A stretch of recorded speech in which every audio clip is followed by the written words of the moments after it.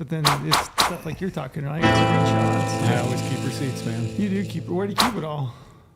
In your phone? It's magic. You got enough storage? Oh yeah, that's why I got the big dog. Keep receipts. Keep man. receipts, screen recording. I gotta ask you a question. Yeah. So how was your holiday? How was Christmas? Phenomenal. It was a good break. Good break. So I saw you and the girlfriend. You guys went on a little hike. Yep. But then you blurred her face out with a heart on all the posts that you posted in your story. He's done that since the beginning. Yeah, but why? I've got a lot of comments about that. Someone asked recently. Let me pull it up. I have Is this I by have her? I have a receipt of this too. Is this her request? Is this by her I request? have a receipt. Okay, is your girlfriend a movie star, an illegal alien, Oh no. or on the FBI's most wanted list? So which one is it? It's got to be one of those three, right? It's got to be one of them. So it's just a funny thing now that just like, I mean, maybe it comes from a little bit of she's obviously a female in a male-dominated industry is of she? mine that's hunting. That's Is a that hunting why? industry. Hold on. I think we just found a fourth reason to put Yeah, her there's a face fourth, blurred the out. fourth reason. Are we sure it's a woman? Yes, All right. but just like how many creeps there are on the internet, and like she doesn't want any added attention to like people just judging her because everyone's so judgmental on the internet. Is this and- her request? Yeah, just wants to be incognito. Like doesn't really want to be out there. I was wondering, I was like, this either goes one of two ways. So either she makes the request or you just do it on your own. And then she's like, hey, what the hell? I did it on my own at first because I asked her like, hey, we went on this. Like you obviously see I post stuff to social. I don't really post a lot of my personal life on the internet. But like This if is if I do slip something out there, would you care if your face was shown or not? She's like, that's a great question. I appreciate you asking me. I would prefer it if you didn't show my face. So why show it at all? Just every now and then, it's just a good photo and we're out enjoying life. And so I have to make sure it's... I was curious. I was like, this is on my bucket, my It's top kinda of like- the I want to agenda. know. I got to want find to know out from how Brady. the trip with the future in-laws was. That's, yeah, Really good. also, how did that go? Really good. It was used the good? word Like your parents a lot. Oh, and he didn't even, he skipped right past the future in-laws comment. He just did. blew right Skipped right past past it. that. I was seeing if he was going to catch on to that one. Yeah, I like your parents a lot. So we got a date set. No. We're getting hitched, Brady? No. No? All right. No. But yeah, it was a good Trip? How's Florida? I was blown away with how gorgeous Florida is. Are we okay to say that? Yeah, can we say where you were? where you Well, were? you went right for it, so we have to I just know. go I'm for just it. so And you used did to know- it. and you did post me in deer. States. Yeah, that's right. You did And post deer, too. They were whitetail. Yeah, there was whitetails there. So we think. Never saw any bucks, but saw some does. But yeah, good trip over there. Do you think they've shed? No, we had trail cam pics. Gotcha. Yeah, your dad has trail camera out. When do those rut and shed? Couldn't- Do they Would not know. follow the typical? I doubt they follow the typical timeline. No. I would It's like think a Sonoran mule deer as opposed to a Western slope mule deer. They Yeah. got to be different, right? When All do I they- know is I can't wait to draw a gator tag. I We did I got talk some about gator this. points. we did talk about this. that was the first question I asked him. Did you see any gators? Yeah, I know. I bring it up all the time when I was like talking to her family, and they think it's so funny that everyone who's not from Florida thinks there's gators everywhere. I'm like, yeah. When obviously I there land, are. when I Because they land are. on the tarmac, I expect to see a gator at the airport. It's like you fly into Anchorage, you expect to see a moose. Yeah, of course. You know, Yeah. But yeah, I never Sometimes never you saw a do. gator. You never saw a gator. Never saw a gator. We're in areas that don't typically Fake have news. gators. Yeah. Did you think about taking a little trip out to see any gators? I kind of want to see my first Florida gator. I've seen gators before. I'm doing bow fishing in Louisiana and stuff like that. You but, like, have? Yeah. Oh, I on the didn't know airboat at that. night, like running around. Yeah, we saw a lot of gators. That's like on my to-do list. I want to go out and see some I gators. called in a gator once in Mexico. Can you in Mexico? Called one in. Yeah. How do you? I saw it I was golfing with my family. I don't golf. I hate golfing. So Yeah. sorry if everyone golfs. I think it's stupid. But you should just hunt more, not golf. But we were golfing on the golf course. There was a gator. I saw it in the pond. And so I went down to the little thing, the pond, and took my golf club and Oh, slap in the water. Slap in the water. Yeah, okay. I thought you meant like voice calling at first. I I'm mean, like, that's wait, calling. what? That's like rattling. Yeah, I yeah. was gonna say I want to hear your best gator call. If you got a gator call, Yeah, called the gator right over the they shore. make noises, right? You see the Yeah, videos they, of like, on grunt that and night. They stuff, kind of yeah. like make a little something or other. Croak. I don't, Yeah. yeah, croak Yeah. maybe. That'd be the closest to a frog, right? Yeah. Yeah. Well, that's good. Yeah, flip floor's good. Girlfriend's good. I saw you out running. running a lot in Florida. You had some funky looking outfits going on. You had the specialty shorts with flamingos and I stuff got, on those, them. I got those specifically to go to Florida. Everyone thought it was hilarious. I also didn't see a flamingo. Really? No. But I did see an armadillo. I saw that. That's cool. That was That pretty is cool. cool. Put a Yeah. stock on it in the ditch. Yeah. I hunted back in my waterfowl days. So my family's from Texas. Mm-hmm. That's where they all still live there. So when I was duck hunting, I was still going down there a lot, and we hunted a reservoir that you can't bring a dog because there's so many gators. Oh, really? Yeah, it was wild. And we were standing in flooded timber. We weren't in a boat. Mm-hmm. I'm like, well, if you can't bring a dog, why are we standing in the water? You know what I mean? Yeah. Like what? Yeah. What are we doing here? Right. You know? They're just so, It was I don't odd. know. They get so big, huh? Yeah. We saw them. We saw their eyes coming in at night with the light bar on the boat. But when we were hunting, I never saw one. That's awesome. Yeah, I want to do that. I want to shoot one. I want to go see some gators. Yeah. They're big old prehistoric, strange looking Yeah, it's a animal. dinosaur. I'd love to go hunt a dinosaur. So your holiday was good? This is the Holiday first, was this is good. the first we've been together since the holiday. How was your holiday? It's great. You got a new friend behind us? Yep. We, He's couched out already. he is. We got a new family member. Camo the dog. So my son, my one son isn't young enough to talk, obviously, but my oldest son, we've been talking about a dog for a while, and I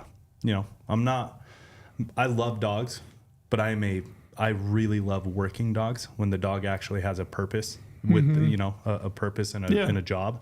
I love dogs like that. So I was talking with my wife. This is a long time ago. I'm like, if we're doing this, then we're getting a working dog. Like I'm getting back into waterfowl, and just with the kids in general.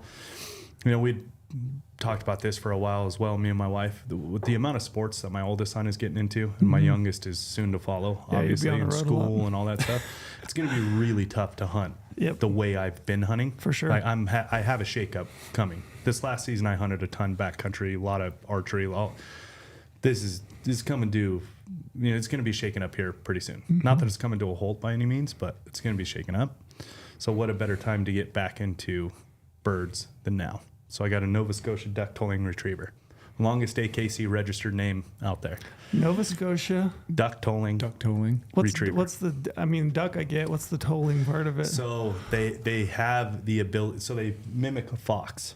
That's like their In their purpose, nature. right? Uh-huh. Obviously bred out of Nova Scotia. And they lure ducks, like roosted ducks on the water, because ducks will roost and loaf out in the big water away from shotgunners. And they have the ability to lure ducks to the bank because of they'll like frolic on the banks like a fox would, and it makes the ducks interested. This is the history of the dog, and bring them into gun range, and then the gunners would shoot them. So that's like the history of the dog. But they're a retriever. Aren't dogs amazing? What we were able to train into a dog. Oh, I think Yeah. about this all. I go down rabbit holes all the wild. time about Yeah, dogs. Do you watch the AKC show? Yes. I do too. Yes. I think that was on Christmas. They're close crazy. to it. Yeah. I watch all that stuff. It's wild that all these different breeds came from wolf. Yeah, but like what they're all wolf specially into- trained for. You're like, This little what fox What in the thing world? right What have we here. done? Yeah. But Yeah, wild. This breed is wild. And obviously being in Nevada, like I'm not going to be able to duck hunt like I used to when I was in Montana and had a Chesapeake Bay retriever. That was my first dog I ever trained. That was my college days. Obviously long gone, so don't have the Chesapeake anymore. But so the base of this dog is golden retriever, is the biggest base of the breed, and then a spaniel, Okay. and then Irish setter. Gotcha. So they also have good upland some ability upland skills. in them too. So that's kind of weighing out which type of dog we should get in our family. How deep into training are you gonna get? Oh, I'm already You're real in? deep. Yeah. I was surprised the dog actually listens very well already. Comes to This your is name. my How old is it? 9th day of having him. Ninth? Yeah. You've had it 9 I've had days? him 9 days, and he has a soft heel. He's got really good recall. Sit, stay, break, command is kind of down, like ish, Yeah. depending on how much distraction there is. But I mean, he's 11 and a half week old puppy. So what He's do you just expect? a pup. Just a pup. Little But cute. Everyone gonna get- watching, sorry you can't see him. He's right behind us. We can grab him at post a the end, maybe. picture. Yeah. Let him wander around. Maybe we get him at the seat of the table, and he can just sit. I know, because I know he's too cute to pick up yeah, because he's exactly. sleeping. Don't want to disturb him. I think what we Don't do- wake a sleeping giant. I you think know what I we mean? do is we train him. You train him well enough that he can just sit, and he gets a little bit older. We just put him in a fork Right on chair the table. that On I've a fork on the chair? end with a mic, and He he just sits. He will have a place command for upland hunting. Like he'll have. When I say place, I want him to just stay, Yeah. like forever until I tell him to break. can So sit hopefully, for we a What can- 2-hour better way to podcast. do that Exactly. than put him on the podcast? exactly. So anyways, the one I like. thing He get his own camera. of course He he just does. do, The do- pup cam? He Yeah. just do this from time to time. Like He yeah, needs- Brady's full of shit. I can He tell. needs his own camera. But I just wanted to say this. I genuinely don't think people think through enough, like what type of dog is actually fitting the need that you're asking for. Sure. So that's why I think a lot of people end up with what they would consider a bad dog, You just mean because like- it's not fitting. Like Woodles. Yeah, or people what I've got. buy a certain dog and they want it to be a house dog. It's like, Big, well, you giant, didn't buy the energetic breed. dogs that yeah, are you in didn't their buy house. the breed. That's the Yeah. house dog. You Yeah. know. So, Yeah. anyways, we doing a lot of research. Being in Nevada, I'm not going to be able to duck hunt all the time, and there's going to be a lot of upland, chucker, and quail. So I'm like, this breed. How much time sounds did you put perfect. into trying to find this dog? A lot. They take forever, huh? There's not a lot of breeders Gotcha. for Nova Scotias. So they're on the AKC registered list. They're like 80 something in popularity, which you go through the list of like these obscure dogs that are more popular than this. It's like, it was hard to find. Yeah, but But Steve and Patty McClelland out of Forest Cove or out of Cove, Oregon, and it's called Forest Cove Tollers is where I got him from. Luckily, awesome. right, it all, it's like the stars aligned. Christmas, puppy, Yeah. the whole deal. But I was telling you earlier, Trail, and you should get into your story too. My wife and I, when we decided, like, okay, we're doing this, gonna get a working dog. I'm getting back into ducks, which I talked Wife about on the on board? podcast. Yeah, so I obviously wasn't joking about getting highly back into duck and bird hunting. So this has been in the works for a while, and then it just ended up for a Christmas puppy, and we're like, man, this is perfect. So Elf on the Shelf. I got a 5-year-old. So you guys, I'm sure, are familiar. Everyone is at this point. oh yeah, I'm beyond it. But Yeah. thank God. So my sister came up with a phenomenal idea of, bringing magic glitter, sprinkling it on a stuffed animal, right? So that was the Christmas part of it, because I Gotcha. don't want to deal with Gotcha. a puppy. Yeah. I don't want to disappear and have to go all the way to Oregon, Christmas Yeah. Eve, Christmas Day, that whole thing, and deal with the puppy that night. Christmas Day is obviously highly chaotic, we'll say, with a 5-year-old and a 1-year-old and a bunch of cousins and all that. So I don't want to deal with it. So we had him do that on the sprinkle this. His Elf on the Shelf brought this magic powder to sprinkle on the stuffed animal, and then he walked into a dog in the house like 2 days after Christmas. So it was cool. It was a great way to do it. And come to find out after hearing Trail Story, yeah, This is the way to do the it. Christmas Day dog is tough to pull off. Yeah, I did it. You did it once? Yeah, I did it one time, 8-9 years ago, I guess. Yeah, my kids had been asking for a dog forever, and finally I was like, fine, we'll get a dog. I always had a dog growing up, and I like dogs, and I thought it'd be good motivation to get me out running, make sure I have to. Is this Pepper? Yeah, Pepper. Yeah, my dog Pepper. But yeah, I picked her up Christmas Eve. Oh, this is Pepper. Yeah, This is the story of Pepper. Yeah, Oh, Pepper. Yeah, shit. yes. I picked her up Christmas Eve. Missed pretty much all of Christmas Eve. Got home super late that night after the kids had already gone to bed. My kids were all a little bit older at the time, and I had like one of those old leftover like playpens for a toddler. It's like a little prisoner for a toddler. Oh yeah, Prison. highly Are you familiar usable. with Great what this visual. is? Great visual. Yes. An I know now. that's what it is. Prison An for a accepted child. form of prison. Yeah, That's what it is. It is. It's Yeah. a prison for toddlers. But yeah, I took her upstairs, got her in the playpen, went to bed, which was like, I don't know, 10:30, 11 o'clock at night. And then like my kids got up super early when they were little. So I got up at like 2, I think, to go check on her, and she'd shit all over everything. Everything stunk. The whole upstairs, the whole house stunk.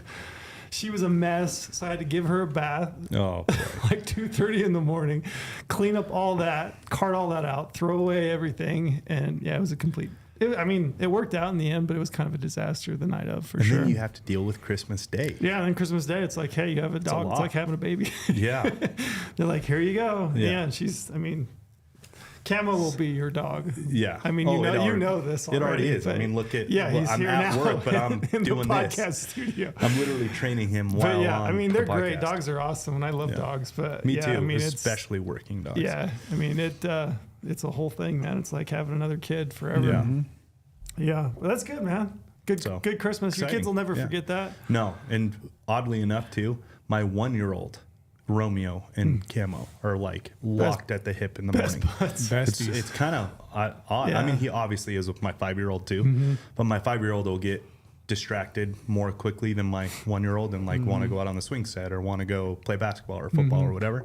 Dude, Romeo and Camo they're tied at the hip. He'll sit in the cage with Camo for, the accepted prison. He'll sit in there for hours with him. Yeah, It's kind of cool. Yeah, they'll never forget that, getting a Yeah. dog for Christmas.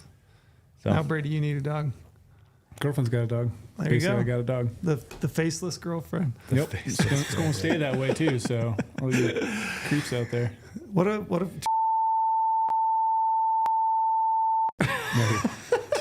just kidding. We can bleep that. Brady hates me so much so bad right now. But don't do it. Please don't do it. We can really cut that. That was funny though. That was funny. I just know how people are. I know that's the next Oh, yeah. step for people. And They'll that's dive why I was deep. keeping that slightly Yeah. incognito. And Yeah. people are creepy too. Yeah. My wife got a phishing email the other day that is Super creepy. wild. Ooh, I don't like that. It's wild.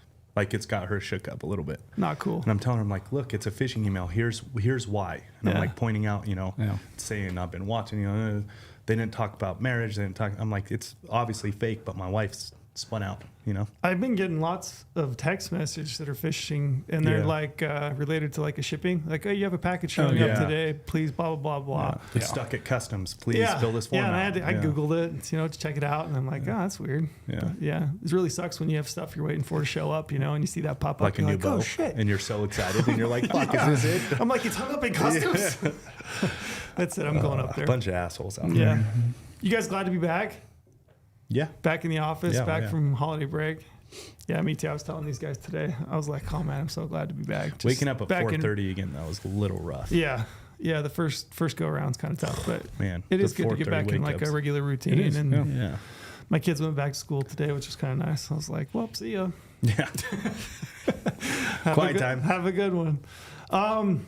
So we're gonna hit promo. We have actually a super cool promo, and then we're gonna dive into the podcast for the week. So I thought for the week, what we would do is a big kickoff to app season. I just think we need to run through the platform and let Deal. people understand how to use their insider platform. Yeah. And then cover a lot of things that people just need to know, like what's a bonus point, what's a preference point, how to use draw odds, because I think draw odds is like the key to drawing and getting permits. But I think, what do you think the percentage of people that actually really understand draw odds? I don't think many people do.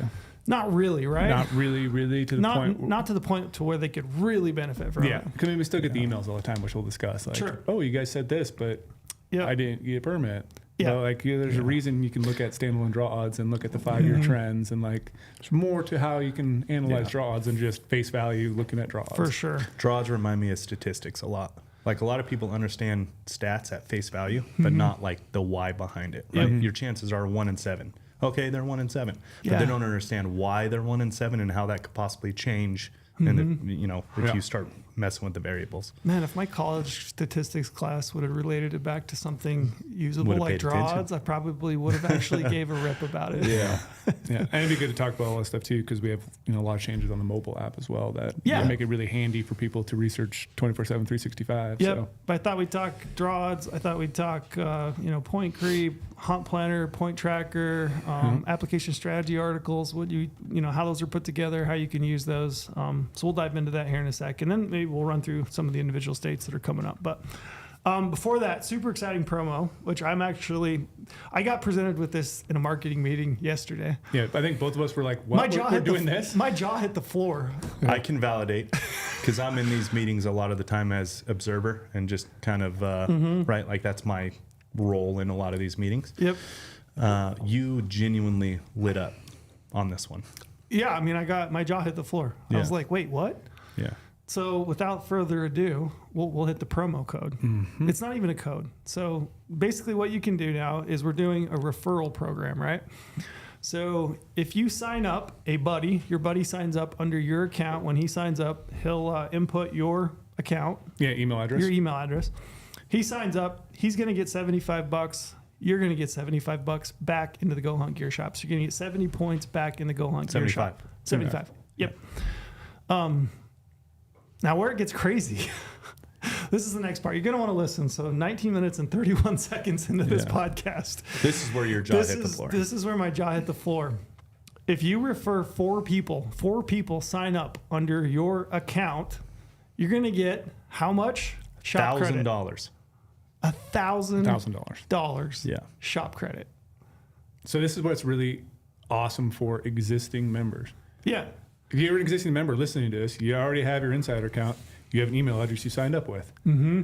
You probably know at least 4 friends. You say, hey, friend, sign up for Go Hunt Insider because you got all this badass stuff that you can do during the research season.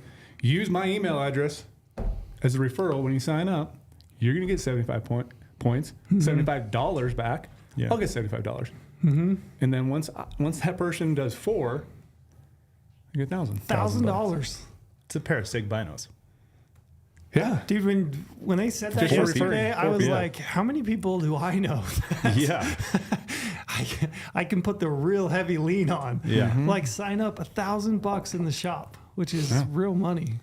That was pretty freaking awesome. When they ran it by me, I'm like, wait, what? Yeah. And that's they kind of exactly. ran me through, and I'm like, okay, I'll say yes. So the only caveat that I would throw into that is that you have now until the 24th of this month, 24th of January. 24th of January, to get this done. Yeah.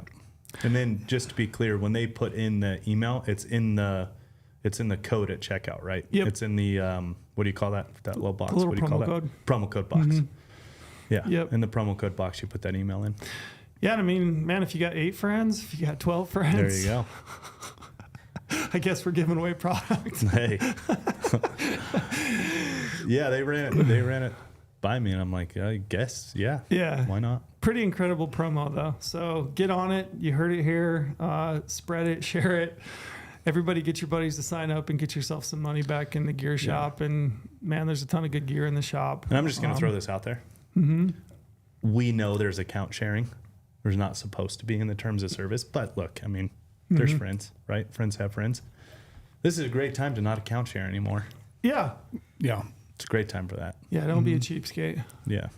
Because if you account share, basically you're giving your buddy all your hunting waypoints. And Brady Miller does not subscribe to that. I like to share waypoints with certain people and then revoke them after a certain point of time. So I'd Brady, rather do you want to account share?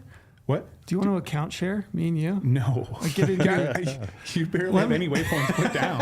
You go hunting with like 5 waypoints. So here's a trailhead. Here's one glassing point. Brady, this would be a symbiotic relationship. I feel like. Oh, yeah. I feel like I get all your waypoints. That's what's funny about this 3 amigos right here. Trail has like 2 waypoints.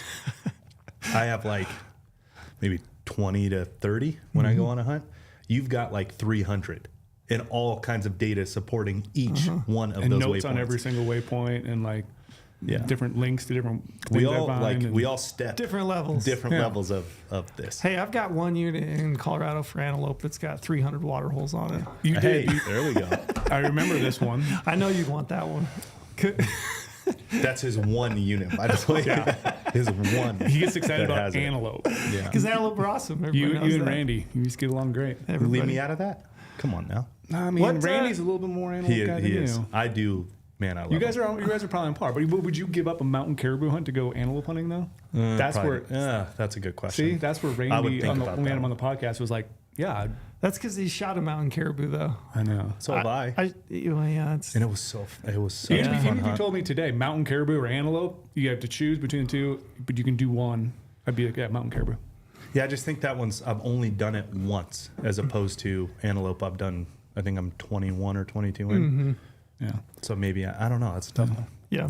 But yeah, sorry. What was the consensus of the wild game meat that was the favorite from comments? What did people? Did you read through some of the comments, I read through Brady? a lot of those. I mean, it was. There's a lot of axis deer on there. Yeah, which is really good. Yeah. It's kind of like the known one. Yeah. Yeah. And like, There were some orcs on there, I saw, I know, quite a few orcs. There's just so few people. that have eaten it. Yeah, like the opportunity of That's what oryx meat. kind of I left it off because of the Yeah. opportunity side. You can't get it very often. Yeah. Like I'm Axis. I mean, people are Yeah. ship that stuff left and right. Yeah, I thought that one was pretty. There was a pretty lot. I interesting. mean, there was a lot of comments from sheep hunters who were like, "Obviously, you guys have never had sheep." It's like, Sheep well, is that's really another. good. It's It's another really good. hard one to get a hold of all the time. I but- think oryx is better than sheep, though. Is it? I do. I think so. Yeah. I gotta put orcs Sheep on the is list good. then to try to get one. Don't get me wrong. Sheep is like extremely good. Yeah. I thought caribou was really good too. My Caribou mountain is caribou good. was phenomenal. We made a green chili out of that. It was phenomenal. But oryx, we're going through the oryx like crazy. Yeah. I think I'm on my last few steaks right now. Oh, It's a tough place to I be. just had some venison sticks. Gonna have to go to pork Africa. Have to go to sticks you call 'em Texas. last night. Or Texas. Maybe I'll go back in the drawing again because I gave up last year and decided to let other people have a chance. yeah. I might have to throw in just based on the fact that everybody says it eats so well. Yeah, it's damn good. Sounds really good. What else did you got? I wanted to. Sorry, I'm getting off topic. We'll get there. I promise. But I was curious how was your guys' video as far as you did the muzzleloader archery challenge? Yeah, that was. I saw a lot of people comment on that one. They were like, Yeah, we had a lot of good comments. I mean, there's not a lot of, luckily, that one doesn't have a lot of hate comments. People are like, "Oh, you should try with the traditional muzzleloader, be different. Why are you guys even standing up with the muzzleloader? You obviously don't shoot a muzzleloader standing up ever, so that's why it's skewed as well." Which I get that. Yeah, See, I that's- don't practice. But that's the whole point of it, though. Is Yeah, we're trying to make and something you super said extra on challenging. video. You shot your 200-inch deer at 105 yards offhand, standing up. Standing up. But you tell somebody you took a 105-yard shot on a 200-inch deer with a muzzleloader, no one bats an eye. Yeah, But you tell that's- somebody you took a 100-yard shot with a bow, everyone's like, "What I did you would just say?" have thought the muzzleloader would have just absolutely smoked it. I've really smoked. I yeah. would have thought it It's would have just- been It's a just lot so easier. hard to have that open peep sight float around on that target, and you have a muzzles are fairly lightweight too, so it's a was lightweight off. object, and you're not used to like bow's easier to push and pull. You have stability there, where that muzzleloader is just everything's floating. Yeah. And then like you can see on the slow mo, like I tried to have my hand how I would have it when I'm laying down prone, like super light thumb position on the side, barely gripping the rifle, little finger pressure into the shoulder, and like the muzzleloader just jumps everywhere. Yeah. Like I probably should have gripped it harder. Yeah.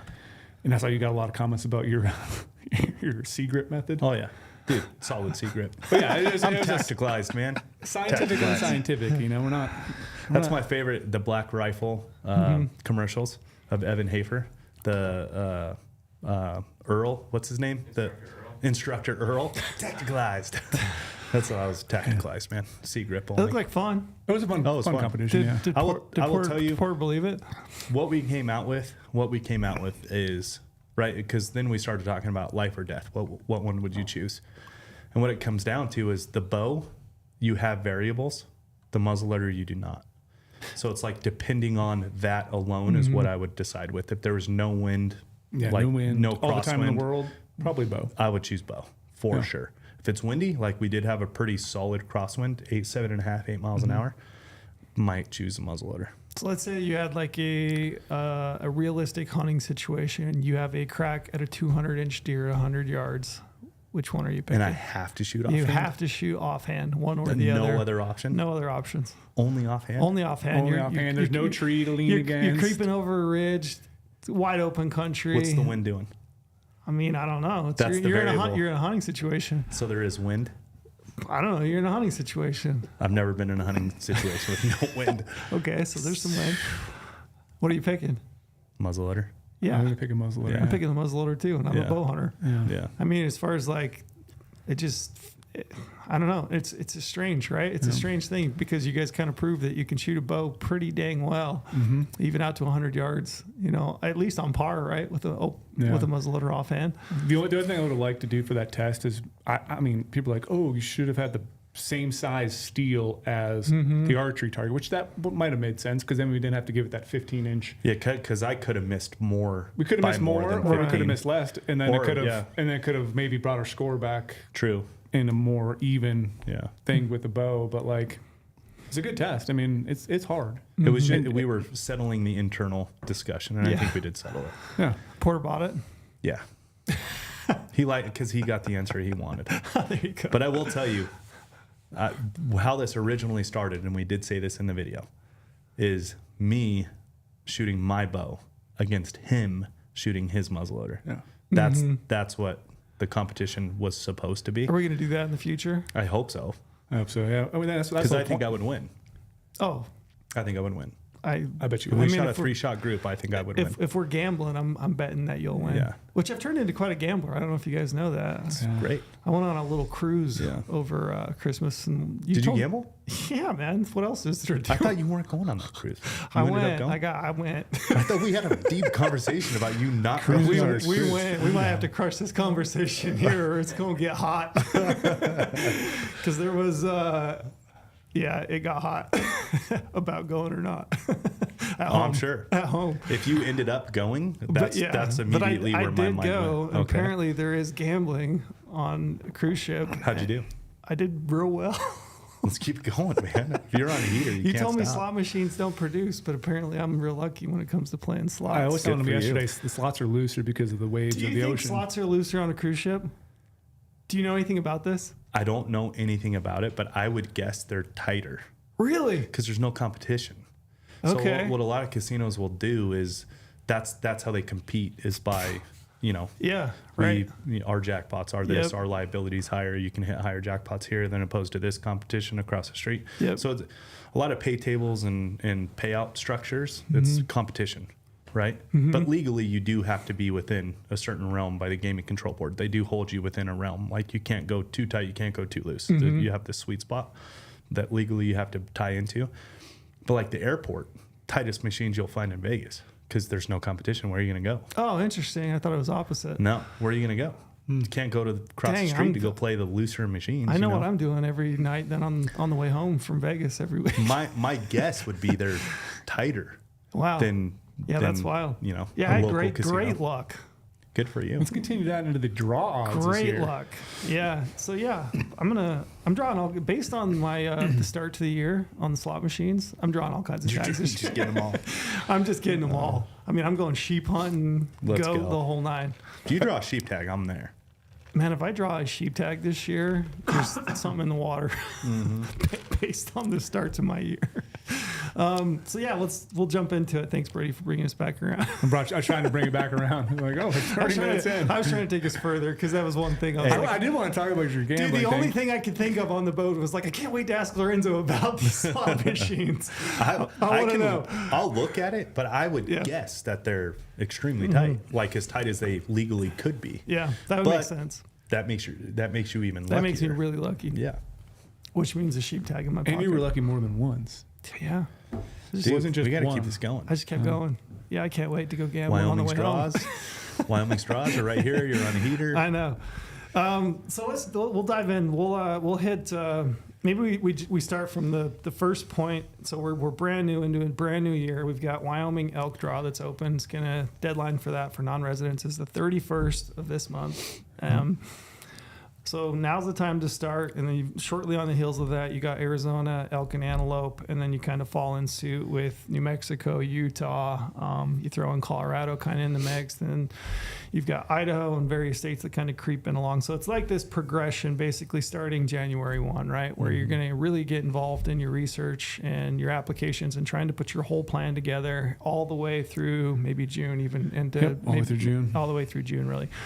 So you basically got this window. So if you're listening to this podcast and you're not clued in, like now is the time to really like buckle down because it's going to determine what ends up happening for you in the fall. Like if you don't play this game from now until June, it's tough. It's tough to get a tag to go hunting. You have to be doing the work right now. To try to get. Still possible in some cases, but you definitely want to dive in and do the work right now. And, we've kind of always harped on having a multi-state strategy. I think it's as important now as it's ever been.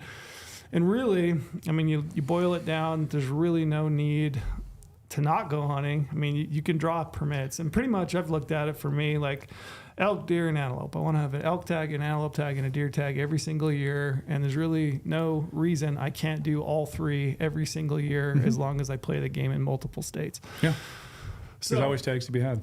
So with that, let's dive in. What is kind of your first step this time of year, B-Mills? What? What? Did you quit? He's just passing around. And he said, no. Did you quit? Yeah, I'm New year, new year? I'm not dabbing into that. Good for Brady's you, been man. out for a long time. Good for you. You quit. I'm just not dabbling into that. Brady is No? out. What's your first step with diving into your application strategy Application strategy. or applications this time of year? So let's say you're a new user to GOHUNT. Yep, you're new user. Brand new user. I mean, besides for getting acquainted to the tools, I mean, like that would probably be my first step is like figuring out what the tools are. But Okay. I mean, let's say you've done that. Let's say you've looked at, we'll discuss draws and filtering and all that Okay. later. But like That's deeper. That's deeper kind of- than just being a brand new user anyways. yeah, like my first step would be checking out either, the state profile section, Okay. trying to get a brief overview of what's expected in terms of application cost. I mean, we have the deadlines listed on there too, when the draw results are potentially to come out, so you know when you have their tag, and then you might know when you're going to get your money back. But this gives me a brief overview of what the system is. Is it a bonus point? Is it a preference point? Is it a lottery or true random draw state with no points? So reading through that. So for example, Wyoming, I'll jump in there and read all that stuff, read about the elk draw, when it is, what the non-resident resident split is, and just get a brief overview. And then I'd probably jump right into an application strategy article.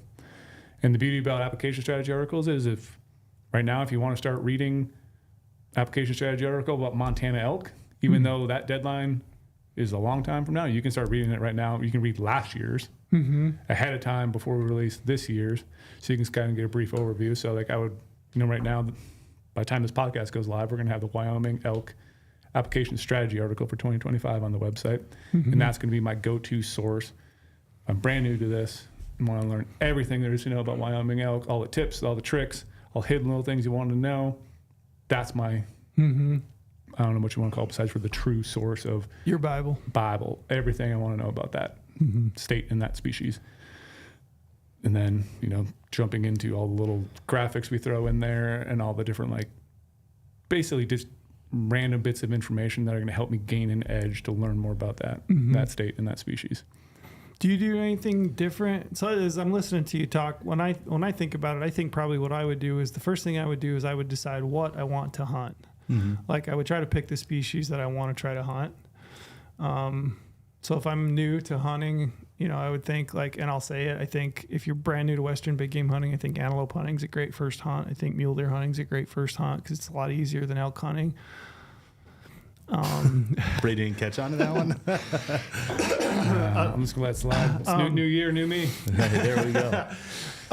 But I would say those two species are great, first hunts. And then I would decide what you want to hunt. And then from there, I would kind of dive in. One thing that you noted it, but I think people probably skip past it, but I think it's worth highlighting is the actual page, which is this article that you work on every single year where you have all the dates and deadlines, right, for the various draws. And you can look at it, just scroll down through it and you can look at them and you can actually see the dates. I would urge people pick out the ones that you think look, the most likely, the most interesting to you, the ones that you want to build points for, the ones you want to apply for, and throw them in your phone, in a calendar, just so that you're constantly thinking about them and looking at them. And I refer back to that a lot. Yeah, I look at it every day, and I'm obviously in this stuff every day. But even if I wasn't, that's one of the most important things. A deadline is a deadline. Yeah, They're they're hard deadlines. They're hard deadlines. It's not like you can I'm going to email Wyoming and say, hey, sorry, I was busy at work and totally forgot about the deadline. No, you're screwed. It's not your high school English teacher that's you can turn that in 2 weeks. 2 days later, whatever. And if you miss a deadline, that could really impact you in future years. 1 point behind, you could be sitting there trying to get a tag for a little while, trying to get something coveted.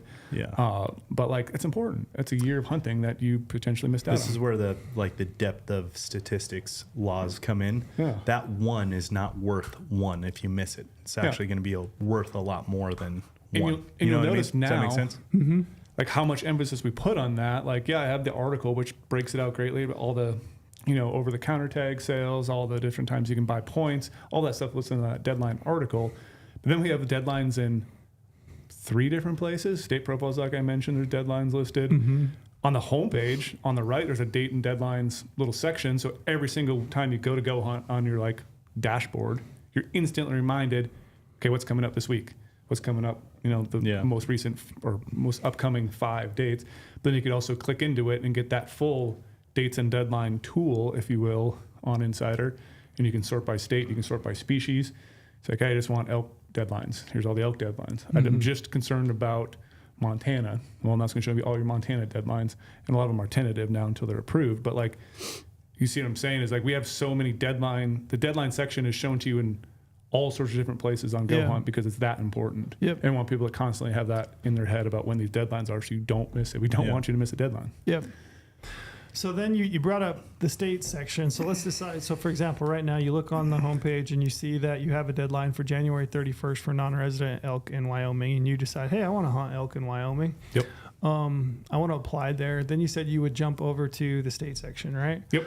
So within the state section, what do you get within the state? You kind of ran through it pretty quick, but I want you to do like a deeper dive. Yeah, I'll do deeper dives. Right now, just for example, on the website, just go to Tools and then drop down to be State Rules and Regulations. It'll be sure all the states that we cover on Insider. Scroll way down, they're alphabetical order. Wyoming's going to be last. So now I'm in Wyoming. It's going to break down everything from license cost, Okay. species cost, important dates, draw result dates, draw system, how to get a tag, and hunting rules. And it's going to show you species that you can hunt in Wyoming. So at the top, it's going to list out from mule deer all the way down to wolf. And it's going to include bison, moose, all your sheep, antelope, elk, etc.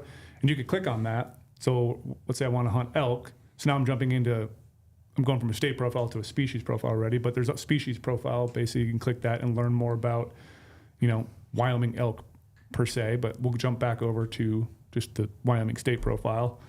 And as you scroll down, it's going to show you all the license costs. Like I said, all the species costs, there's resident, non-resident. There's youth tags available. It's going to break down all those costs for youth. And you keep going down, all the important dates, like I mentioned, which are very important to constantly check out.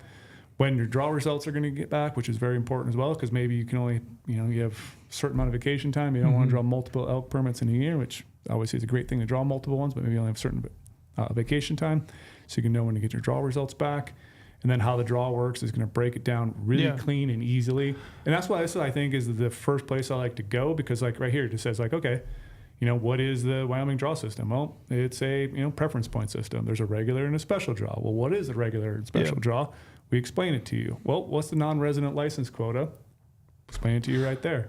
So within those, I would say the things you need to, once you pick a state and species and you jump over to state profile, and then we'll touch on application strategy because we cover a lot of that as well. But like I would say, first and foremost, date when you need to apply. Second, cost.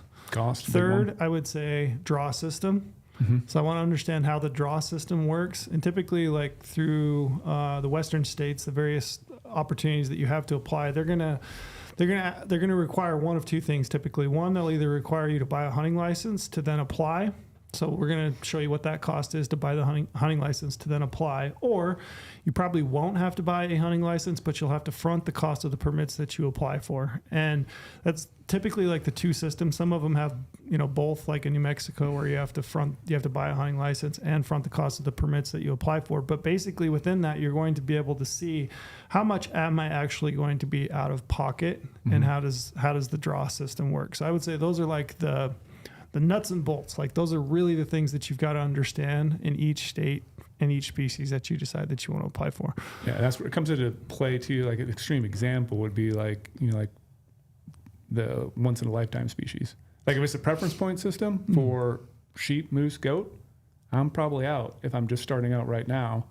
Like statistically, I'll never draw if it's strictly preference point system. So knowing that would be like, okay, why am I going to spend that much money on a preference point for bighorn sheep when I will never be able to catch that number of the preference point break period in my lifetime? And we'll get into that because they are different, and that's where you're going to find these things out is in the state profiles and then also the application strategy articles. Like you're going to read through those, which will help you understand the nuances between applying for, moose, sheep, goat in Idaho versus elk, deer, and antelope. Like what the differences are and what you can apply for and when and why. So, because there's certain cases where I prefer preference point system. Other cases I really like a bonus point system too. So you keep bringing up preference. So let's cover break them down for us. Let's cover draw strategies or systems. So maybe Lorenzo, you take a stab at what a preference point, like a true preference point state is, like Colorado. Yes. So a true preference point system is you need to hit a certain level of points to essentially become, a preferred applicant, right? Like you have preference over anybody that has less points than you. And there typically becomes a point break where that is the preferred applicants and above, where you guys are all guaranteed tags. You essentially can see it coming in the future, right? That's what a preferred type of system would be, as opposed to a bonus, which is just your point bonused by whatever that state deems the bonus by, like Nevada is squared. Yeah, because preference points, you can really see it where, like, I think a lot of people apply, and let's talk about Colorado, and think they're going to draw this great mule deer tag. Yeah. But they don't realize You're not even in the draw. That's the preference point thing. Yeah, you're not even in the draw because let's say it takes 12 points to draw and you have 2. And it's a true preference system. Point. You technically will not draw that tag. Yeah. So you are basically wasting your applicant. I mean, yeah, you'll build a point and all that, but like you're wasting your app. You don't even have a chance to draw that tag. Correct. Where then it gets, then you get into a state like Utah where it's preferred with a bonus. It's what I would call a hybrid. Yeah. So so preference.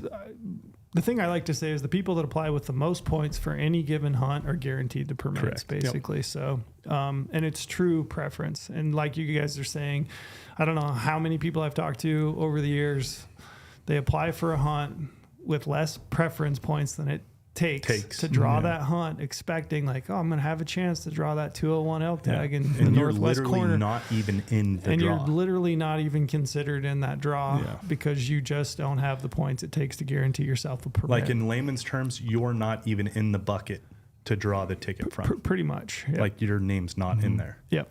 Yeah. I even hear a lot from residents of certain states that don't understand how the draw works in their own states. Like all these non-residents keep drawing all these tags all the time. Well, then I ask the resident what he's applying for, and does he understand the system? And he's applying for a tag that he can't draw as a non-resident or a resident because he doesn't even have the points for it. Where if he could apply for some of these other hunts that non-residents are considering, he could draw those units every single year. He'd be guaranteed. At the certain preference level. It's like a different mentality maybe, or not understanding the draw and thinking you can draw this tag because you've heard it's the best and you're a resident, but really you still don't even have a chance to draw. And this is where like the preference point system, I appreciate the preference point system because it allows you to see into the future where you can guarantee yourself, okay, I am going to draw this tag in 2 years, in 3 years, whatever this point break is, which you can see in the draw odds. This is a little deeper dive into this stuff because you have to understand the background of draw odds to be able to say this. But I do appreciate it though, because you can look at it and be like, man, I really want that tag, and in 2 years, guaranteed to have it. Okay, let's just buy a bonus point. Let's focus elsewhere in a different state while I wait on that one because I know I will have it. Yeah. So I do like it for that purpose. Yeah, and you mentioned bonus. A true bonus point state would be a state like Nevada. You mentioned that. So essentially, it's just like an increased number of your name in the hat, right? So different states do it differently. Utah, for example, has a hybrid system.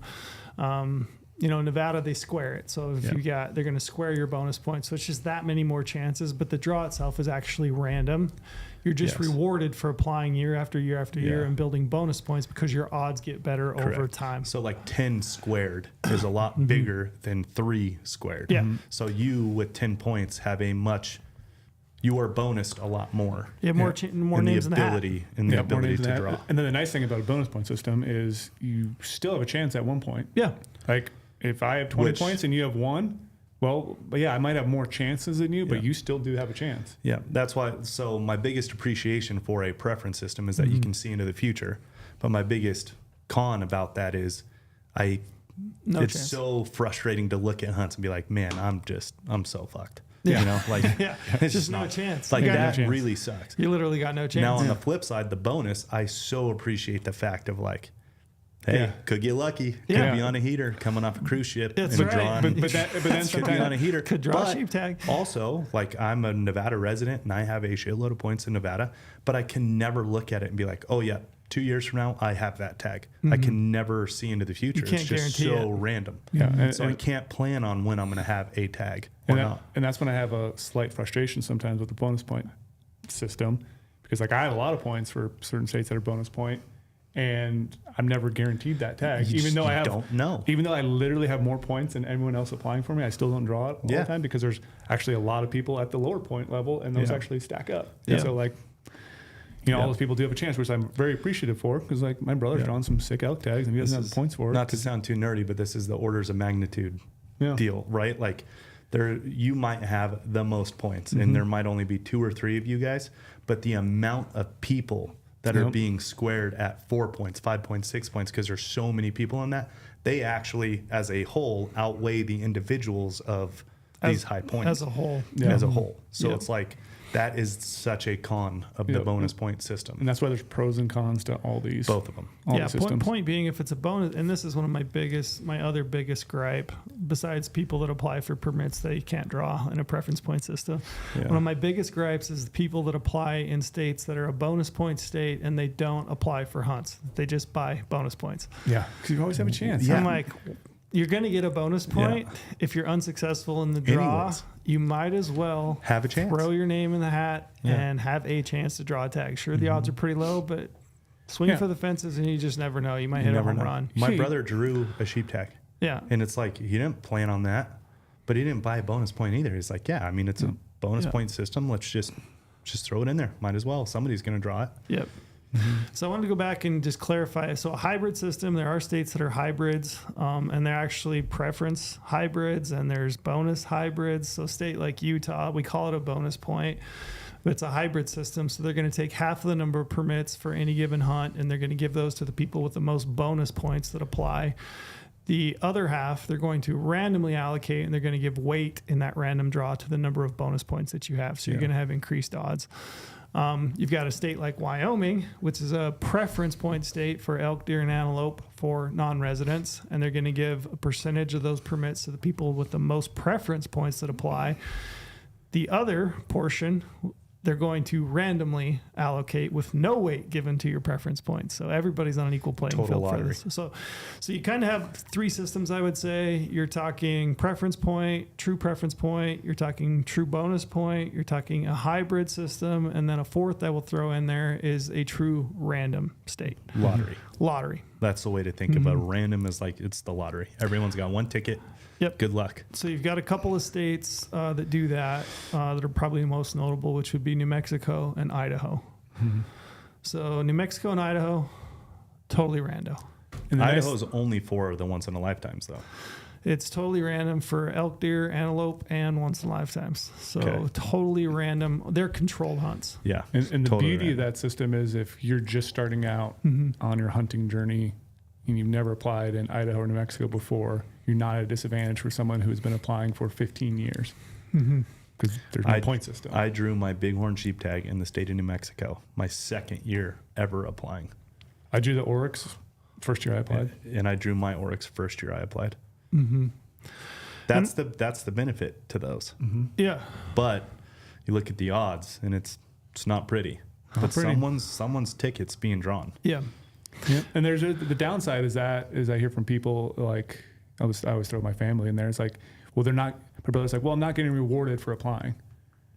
He likes the idea of being rewarded. He's like, well, now I'm out a hunting license that I'm not going to use. I'm out some app fees and I don't get a point for it. So some people have a hard time swallowing the fact that you're not getting rewarded for applying, Which and then is next year it's the valid. same thing. Super valid. Very valid, but To again, me, you it's still a have the moot- same chance as everyone else does, and that's why it's a beautiful system. Yeah, to me, it's a moot point because then you get into the whole discussion of point creep and people building points year over year over year. There's 2 sides to it, There's for two- sure. two- It two is sides. valid what he's saying. Yeah, it's but my there's- favorite system. Yeah. Like if I had a magic wand and I could wave it, I think I would make all of them random. Yeah. And you might go years and years not drawing a permit, but you might hit, pay dirt and Might strike gold. and get some great tags. I do like, so there are, and I don't know how deep do we want to go into this? Do you think we should cover like various systems for each state? Do you think that's too deep? Can I think just that might be too deep, but I mean, Okay. So we can walk through maybe. I was just going to walk this back to the beginning real quick. So if you are a brand new user and you're getting into applying, I think what you said, Trail, is completely right. Going into it with the species in mind would be the preferred way to do it. But that's maybe not likely because you are a new hunter, right? Sure. You don't even know which type of hunt you would like. So I would look at this as to what are you trying to hunt as fast as possible? Like, are you just trying to get in the field? And if so, that's when I would go to the state profiles, like Brady was saying, and understand each of the state profiles of, okay, what fits my budget to give me the best choice? Because if I can't afford the Wyoming special, or maybe with 0 points, it might not be the best example, but you know, if you can't afford some of these systems that maybe you have to front all the money and the hunting license, things like that, like that's where I would start. And then getting into the opportunity of each of these states and which state is giving me the best opportunity to draw a tag immediately this year, right? Yeah. And that is especially true now, which was what you were alluding to, Trail, is Colorado over the counter gone. Archery out Archery for out, non-residents. gone. So it's that's a major shift and shakeup Yeah. to opportunity hunting as far as we talk about that, right? Yep. So if you don't have a species in mind, understanding the states and which states would fit your budget and what you are looking for immediately, which is, if it's just getting in the field, you don't necessarily need a species. Yep. That's when I would start understanding, like, okay, what are my abilities as a resident or non-resident if I'm living in a not a great state? Yeah. If you're a Wyoming resident, Yeah. good for you. If you want to start hunting, Pretty great. pretty great. If you want to start hunting, Montana, pretty great. If you want to start hunting, Yeah. Idaho, pretty great. Idaho, If you're- pretty great. as a resident. yeah. So if you are a new hunter, like you're already above the scale there. But I would really look at the states Yeah. before anything else of what fits what I Yeah. am looking for. Just like I talked Yeah. about with a dog, right? Like what fits my Yep. needs. What am I looking for? I think if you are legitimately, if you're like if you're brand Brand new spanking or you new. have a very limited working knowledge base on how this all works, you really do need to do some reading and just looking. Yeah. Just you have to have, processing information. and you have to have something that you're looking for going into it. It doesn't have to be a species, but what is it that you're looking I for? Are think if you you- looking to get in the field Yeah. to harvest wild meat this year? I think Okay, once you that's a start to good start. understand all these and you're kind of become familiar with how the different systems work and point systems and, costs and front, when you have to front it and when you don't, and when you have to buy a hunting license and when you don't, I think that will kind of help you then determine like, okay, this is probably the most likely option for me that's Yeah. within my budget. Yep. You kind of start to put those puzzle pieces together, but I think Yeah. you do need to do some looking or Yeah, just because if you or go listening. in blind, not having anything that you are looking for, You spin there's your- just too spin your much. wheels out. There's Yeah. too much. Yeah. You have to have some concept in your mind of what you are looking for before you go into it. Whether it is a species, Yeah. whether it's I just want wild meat for my family, or an adventure, whatever it is. Yeah. You have to have something you're looking for before you start diving into the details. Yep. Because then you will actually catch a path. Catch a scent of what path you want to go down. I do want to, sorry, Brady, I do want to dive down some of the details for the various states. Just I to think we get- should. I have them listed all right here. You want me to go run through it? Like if it's a bonus or preference point? No, so let's just run through. We'll pick the state, and then we'll just do kind of a synopsis of what I think are the most key points that you have to understand or that you should be aware of going into it. So I've got them listed. So Wyoming, right? We talked about Wyoming. It's the first one coming up, right? So Wyoming, we already talked. Preference point state for non-residents for deer, elk, antelope, moose, and bighorn sheep. Bison and mountain goat are random, completely random. Separate draw, completely, totally random, right? If you apply in Wyoming and you do not have the points to draw any given hunt that you're interested in, you do have a random chance because there is 25% of those permits are allocated randomly, right? Other things that are notable, I think, about Wyoming that you should know is that you do have to front the cost of the license that you apply for. And they're not cheap. And they're not cheap. And they're getting less cheap. Yeah. I should say. So I think that's noteworthy in Wyoming. The other thing I would note in Wyoming is that you don't automatically get a preference point if you apply and you're unsuccessful in the draw. That's a big one, right? So it's really, if you just want to have a chance to draw, then you apply, right? But if you just want to build a preference point, you can do that during the summer preference point only purchase time frame, which is what I do. I typically build up the number of points that I've got to draw any given permit that I'm interested in, then I apply. And basically the reason I do that is because I really can't afford to front the cost of a lot of these applications and species for several months on a credit card, right? Run us through special and regular. Oh boy. Basically, so in Wyoming, you have a special draw and you have the regular draw. For non-residents. For non-residents. It's the same permit. Okay. It's a general season tag. Are you sure it's the same permit? Oh, I'm sure. Okay. I'm sure. There's a rumor out there. There's a rumor. wasn't. Some other people have said it's the different permit. That it was but super it's special. It Yeah, is not so- super special. Yeah. Not. You might think so in price, but it is not. Yeah. So basically, if you have a regular draw and you have a special draw, regular draw is going to be a little bit cheaper to apply for. Special draw is going to be more expensive, and now it's gotten a lot more expensive. And typically, going into the special draw would allow you to have a little bit better draw odds than the regular draw, but it's not always the case. There's a lot of them, if you can look at, kind of go undersubscribed, and you actually can get it at a regular draw, which would be cheaper price than the special draw. And so that's something to look at as well. So essentially it's working under the assumption that fewer people are willing to pay a higher price to go into the draw.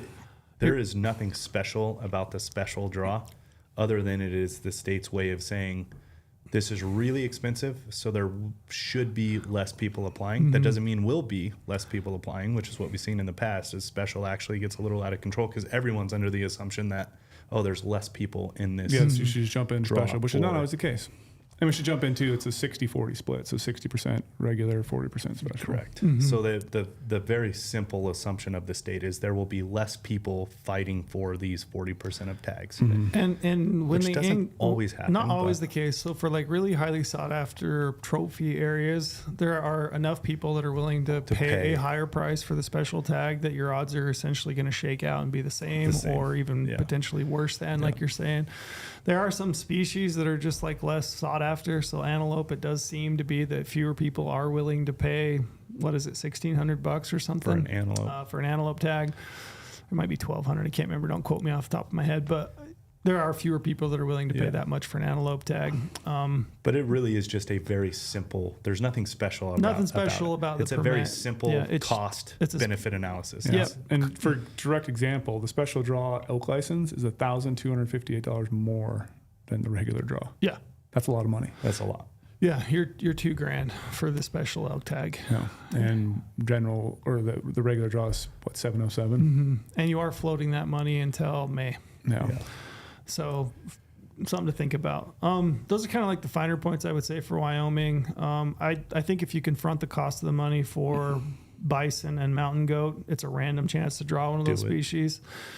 In saying that, a bison tag up there is like $5,600, I think. So it's a lot of, it might even be more, but it's a lot of money. And then, mountain goat, obviously significant cost as well, but it is a random chance to draw one of those. I kind of went through this in my podcast, but there's, moose, bighorn sheep in Wyoming. I would essentially say at this point, unless they change their draw system, it's not even worth it. As an Not true. non-resident. That was what I was getting to at the beginning. And when we'll I'm talking never about catch that. it. It's like, Yep. I don't apply for them because I have Correct. Yeah. This I'm is not gonna where catch it. the con of what I was talking about when you look at that true preference and you're just so fucked. Yeah. Yeah. And the That's only way, this. like you said, is if if they change it anytime soon, would it have benefited you to buy these points? Sure. Yeah. And they could. You never know. Or they could have changed it and say, hey, we're just going to go Yeah. all random and we're going to wash everything over. Then you're like, oh, I just wasted all that stupid money. And the Like, reason I say it's not worth it is because there's not enough non-resident permits that they can actually allocate any randomly. Those Yeah. go to preference point, max point holders, which most of us don't have 25, 30 years I worth do of buy points. bonus points for those just in case. Preference That is- points? Yeah. Oh, just in case? Yeah. Yeah. And those are $150. I Or wanna say. sorry, I buy the point. Yeah. Just Yeah. I'm not in the draw. but- I don't.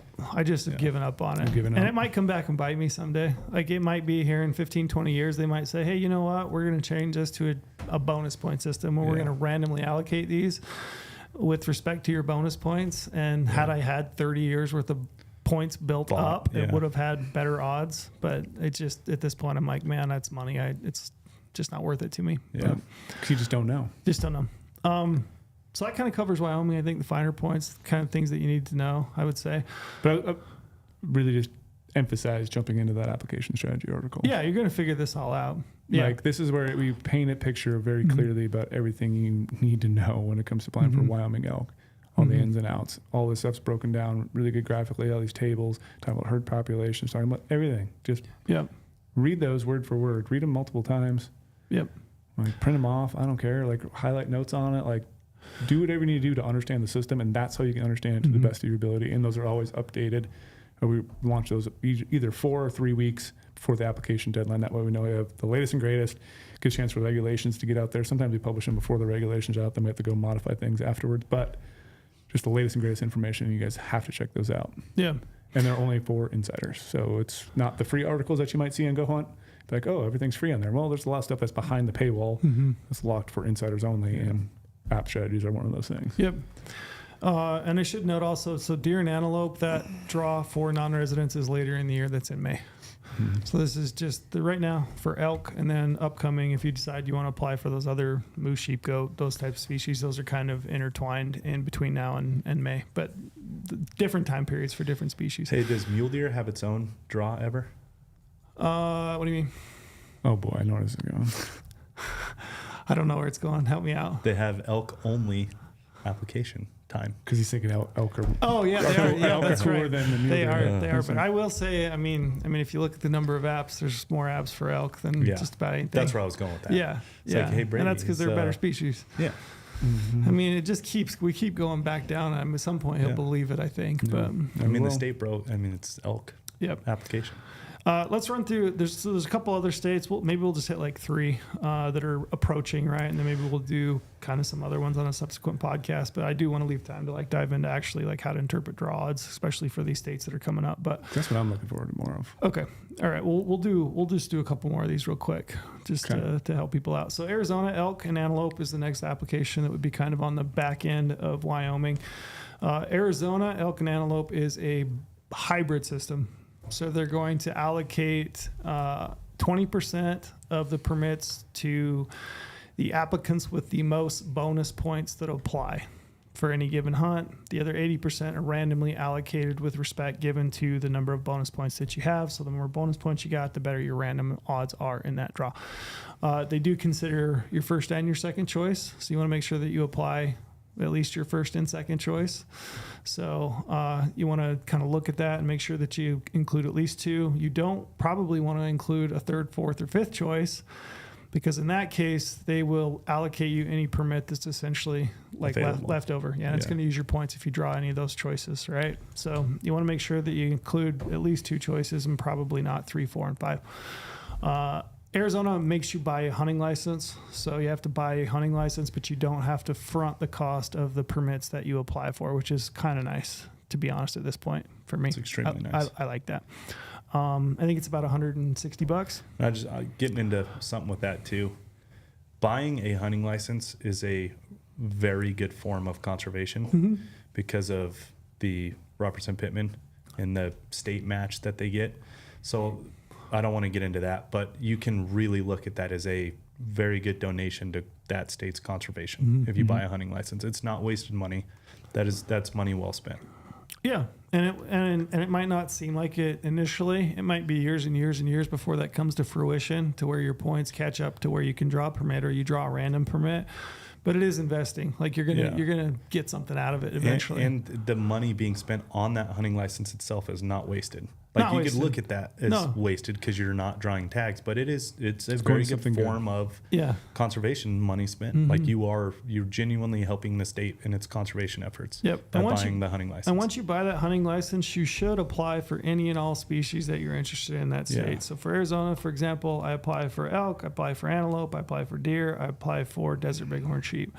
I don't apply for bison because those hunts are a little bit complex and their point system's a little interesting, but you can basically get 2 points per year, which is kind of random. That's for another rabbit hole. But I do apply, like I said, if you buy the hunting license, any state that you buy a hunting license in to apply for one species, you should apply for all species that you're interested in. So plan on applying for deer, elk, antelope, and at least bighorn sheep, in my opinion.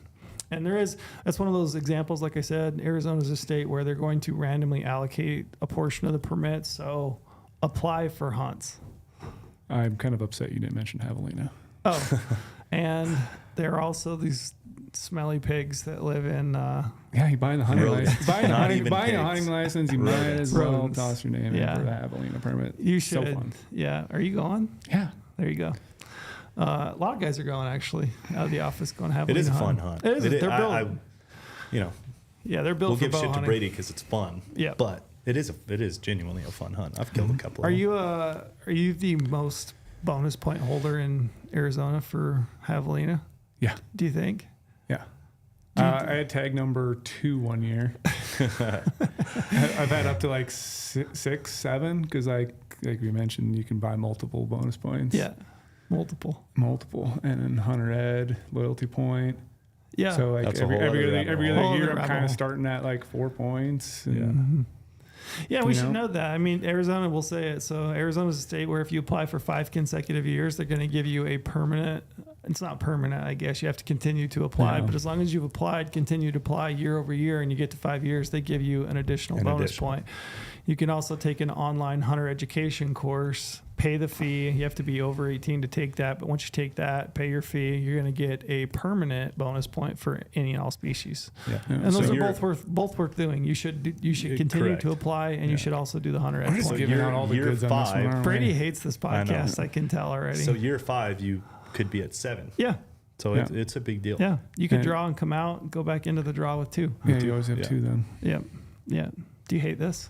Am I No, making? I'm just giving away some of the are goods. you puckering the over really, there? The really goods that are like This is what we're gonna. that we're I like locking down We're on gonna- some articles behind the paywall. yeah, but they'll figure this They'll out. figure it out if Yeah. they're an insider. They Yeah. will. Should But we the- tell them about the lifetime license in Arizona then, Brady?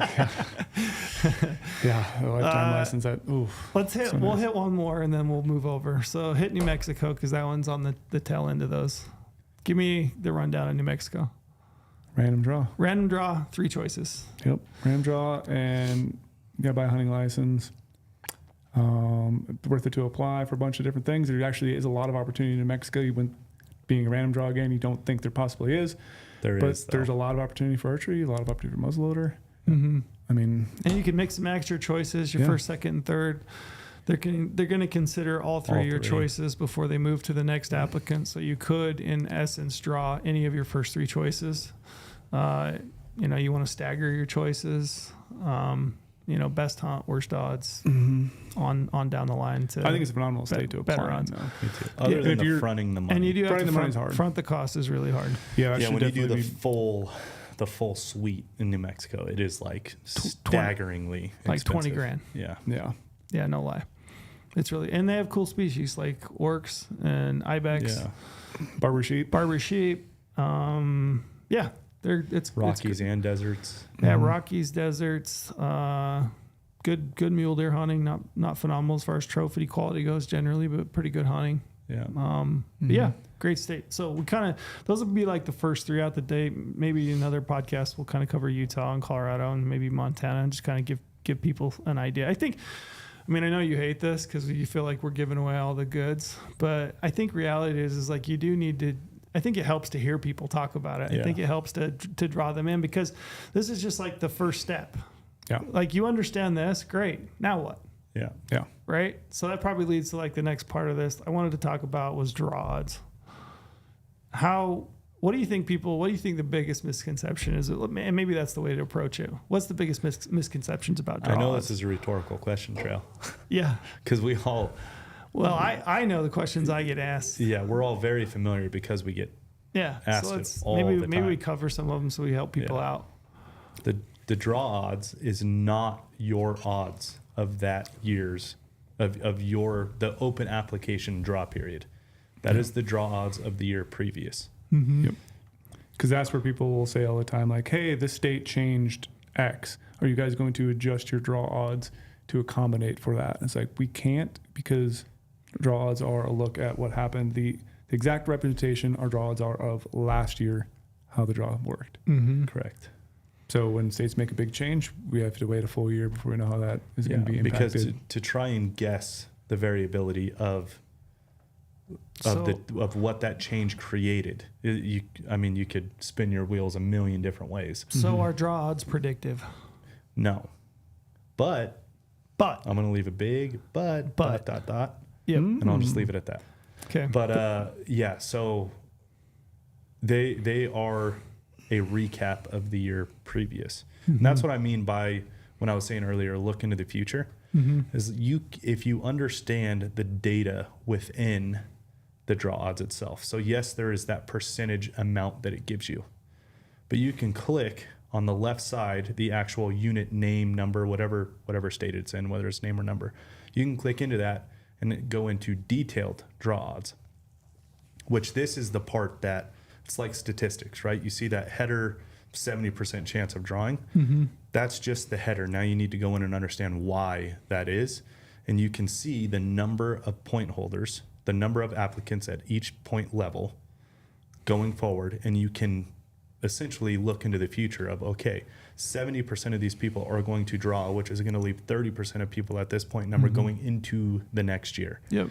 Compared to my point level, where does that put me? That's what I mean by looking into the future of draws when you get into the detailed draw odds page. And I don't think enough people understand that part. Brady, run me through a scenario. So let's say that you're looking, let's say you've got 5 elk points let's say you got 10. Let's say you got 10 points in Wyoming for elk, right?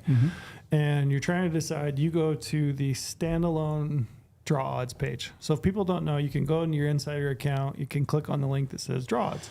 That's going to bring up the draw odds for every single hunt in the state in this big table view, right? Where you can look at all the hunts and all the odds for every single hunt. At a percentage number for each point. At each point level, right? So let's say you got 10 points, and let's say you've got 4 or 5 units there that kind of you're looking, and it looks to me like they're like near the breaking point, right? For you, what's your next step? What's my next step is looking at some point totals ahead of me to see if I'm actually going to be in able the detailed draws. In the detailed draws to be able to catch that unit, or if I'm not able to catch that unit, and then just basically, I'll pull up the example here. I was just looking at. Let me find it again. Sorry, of a hunt. That's a good example of what I kind of want to talk about. So this is why I always like to I like to dive in past the standalone draw odds, click on one of those units. We'll use the example I have 10, but this example doesn't have the 10. I want to showcase it. So right now, I have 10 points, and I could see, hey, I could potentially draw this permit, but there's been previous years where this permit, it goes from 100% back down to I have no chance to draw because of point creep. More people are applying for the tag given out. Because I can see here in this example, 1 year it took 3 points to draw this at 100%. And then you can be like, oh, sweet, I'm going to draw this tag next year. Explain what you're looking at in a detailed draw odds page for a hunt. So detailed draw odds page is basically draw odds. So for example, if I put my points in, it's going to highlight my point in black at every single point level from the previous years all the way up to the current year. So you're looking at 5 years of data. 5 years of 5 draw years of data. 5 draw years of data. You're looking at a percentage 5 years. Yep. Right? It's all the way back to... It's a trend. It's a trended line. 2020. Yep. And this is where you can kind of look at and predict those years going forward of when I'm going to draw, because then you can look down below at applicants, and you can look down below again at how many people have drawn the tag in certain states. We can get that information for at what point level. So for each hunt, each detailed draw odds page for each hunt has basically 3 graphs. It's got a top graph that shows you the percentage odds for 5 years. Yep. The next graph down is the number applications. The number of applicants at each point level for 5 years. And the graph down below that is what? The graph down below it in certain states would be the number of people who draw at every single point level. The number of permits allocated at each point level for each year, right? Yes. Yep. Or how many people have drawn them in each year. Yeah. So you basically got, how many people drew at what point level for 5 years. 5 years. For any given hunt that you're interested in. And then the stuff that's kind of important too, way down below, is you can see applications versus tag allocations. So you can see how many tags you're giving out for residents and non-residents, and how many people are applying for it, which I also look at as well, because I want to see, people are... Like this is a good example, because in the last 2 years, so that would be 23 and 24, there was an increase of allocated tags. For both residents and non-residents. Which is going to equate to better draws. So for this example, what I was looking at, let's say back in the day I started at 2 points. Well, I didn't have very good odds, but that year in 2022, it was 100% at 3 points. All right. And then the next year, it jumped up to 7 points, 100%. And then the year after, it dropped back down to 5 points at 100%. So this is where like you're looking at it and be like, all right, this is fluctuating a lot. And is it because of permit numbers? So 2022, I'm looking at the permit numbers are the same as 2021. I think just a lot of less people were applying for it. And that's why the 100% came back down. Because in 2021, it was back up to 7 points. So this is a unit that's fluctuating from 7 down to 3, back up again and back down because of just how people are applying. And in those fluctuations, you can look at, okay, is it tag allocation? You go down to the graph and see if there was more tags allocated, or is it number of applicants, which you go to the middle graph and it shows the number of applicants at each point level. So you can very easily see. You're putting together the puzzle pieces. Yeah, you can very easily see, oh, this is because of, you know, more applicants. And the year they increased tags, I can see right here that the non-resident number of applicants went up, and that's why that draw, it's all of a sudden went back down.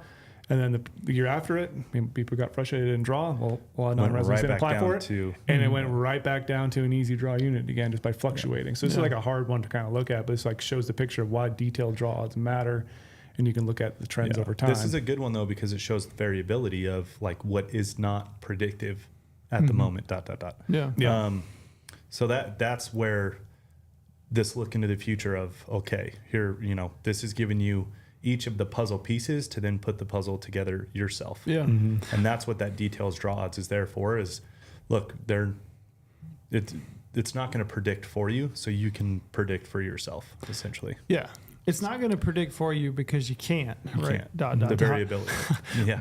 But let's keep throwing that ... out there. But there is enough information there that you can help yourself predict. And in order to do that, you need to look at 5 years worth of data. So typically what I'll do, my example, I will scroll down through, and what I'll often do is I'll look at the point break, right? So where it was 100% odds at the number of points I had, and I'll usually look at those, and I'll look at 1 or 2 lower that had 100% odds with 2 less points than I've currently got. I'll take the units that I'm interested in, the hunts I'm interested in, and kind of researching and looking at. I'll click on the detailed draw odds page for those hunts. So I'll take one. What I'll do is I'll scroll down through and I'll look at typically the number of applicants that have applied and been awarded permits above my point level over the last 5 years, and I'll add them up. So I can pretty typically say, like, any given unit, this often has 12 people, for example, that are above my point level that jump in, that draw permits. And then I'll go back and I'll look and I'll say, okay, how many people at my point level last year will be moving forward into this year? Yeah. And how many permits are likely to be allocated? And from that, you can get a really good idea. So like in that situation, I know how many people I might expect that would apply with more points than I have on any given year. There could be a few more, there could be a few less, but it's a good gauge, right? Of how many might be above or, above me. And then I know how many people are also rolling into that point break at my same point level. And I can subtract those two numbers from the number of permits that are allocated, and I can get a good gauge of what my predictive odds of drawing that permit might be. And that's how I tackle it. Yep. And that's the best way to go about looking at it and interpreting it. But then I also go one step further a little bit. Of course you do. Of course, Brady Miller does. Why wouldn't he? Because like sometimes I look at the number, how many applicants are applying at every single point level, and I look and I'm like, well, why all of a sudden are we having a lot of high point holders jumping in here? Also, it might not have an impact on draws fully because there's only a few of them. But like, why is like an 11-point person with 11 points jumping into something that typically takes 5 points and it's happening multiple years? What's going on there? What kind of information do their circle of friends know about that have figured that out? And it is something that I should consider then too, because high point holders dumping points on a unit, maybe because he just wants to hunt. Maybe it's Brady because Miller, are you giving out a massive piece of there's advice? usually you want me to help people, there's so I'm usually trying to hold it off a little bit. If you want to jump into this, I'm ready. I like to look at the residents. Even though I'm a non-resident, if I see that happening, I will go to the resident applicants and see a trend if people with very high point levels are jumping into a unit that doesn't take a ton, because that typically means those residents know some information that unit's on the upswing of and how good it's doing. This may make me not very popular, but I don't. So I will do that, but I don't Yeah. take residents all the time as face value. I don't take them as face Because value. I just think a it's- lot of residents don't fully consider things a lot of times. They're not really thinking Yeah. all sorts of the angles. And so Yeah. they might not even realize that because Yeah. they're just like, I'm a resident. I can hunt more often. I can do this.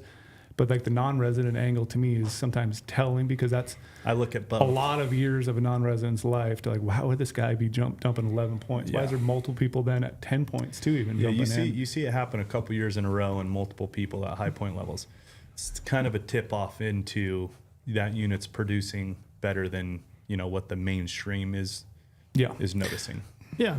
And it could be that. It could be that they've been waiting for a guide to come available and they went on a guided hunt. Decided to There burn could their be a lot of points and do that. variability in it. There That's could why be- I try to look at as much as possible. Because you and be like, don't fully know. No, but then I'll put my ear to the ground and It go is a- through my network and It see. is a good tip because if you see it going on both sides of the resident and the resident, Yeah. there's probably something to it. There's a lot of the time something's known about that unit. It's Something- age class is back, whatever. There's a storm brewing. Storm, yeah, something.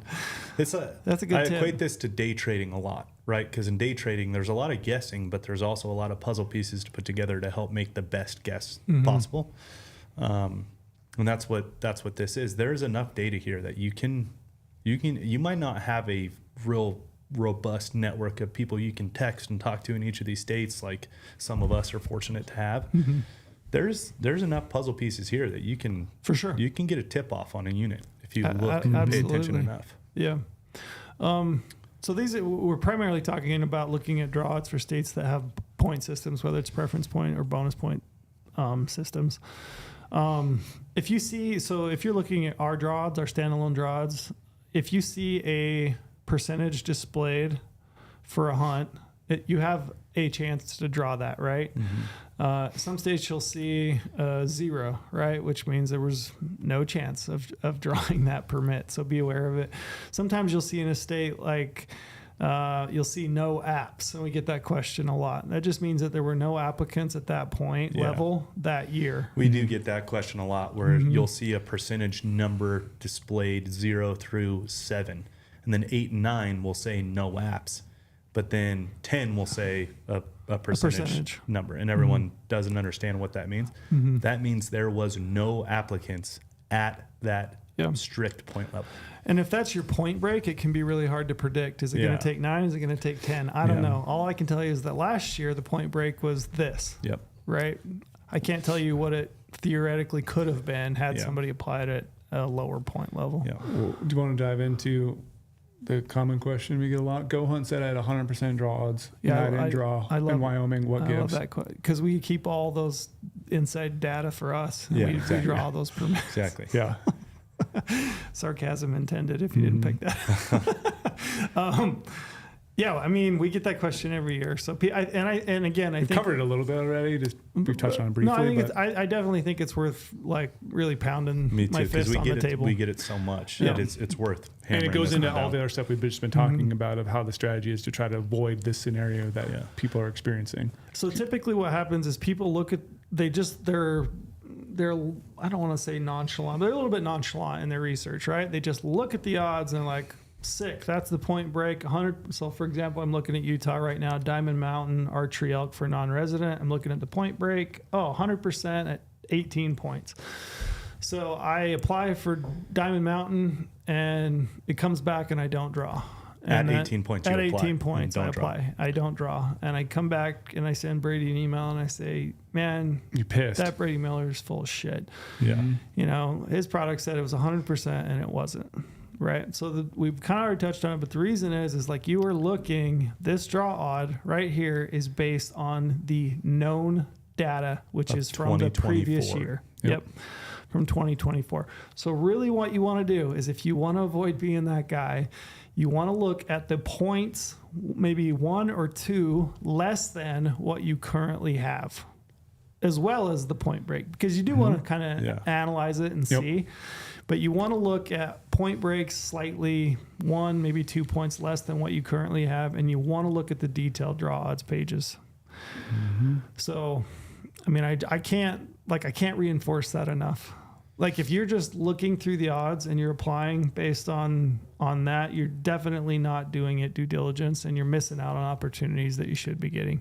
And this is where you also then want to take into account too, if you can in certain states, how many tags they're allocating for that year. All of a sudden they could have cut tags that year. And so if they cut tags and you're at your 18-point level, it's going to be obviously harder to draw a tag that year. Because or increase. Maybe they'll increase.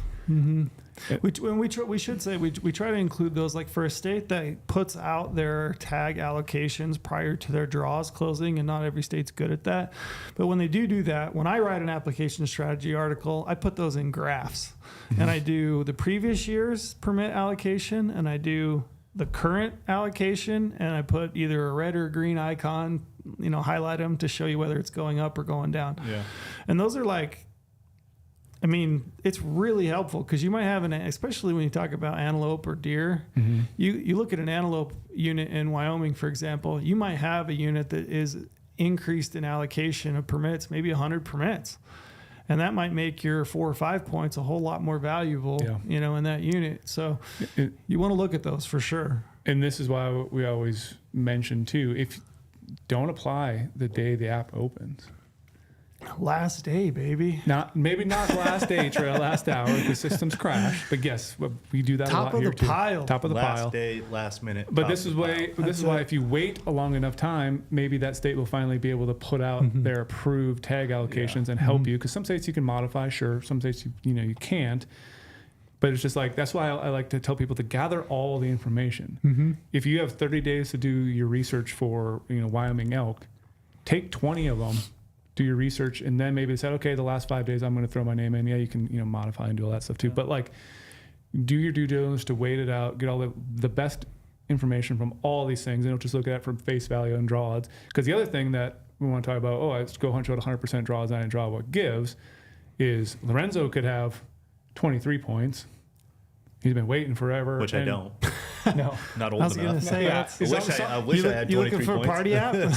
Something crazy like that. And he might never have applied, and all of a sudden he's going to be like, this is the year I'm just going to burn my points on something that takes 18 points to draw, and he's going to jump in. I am that guy.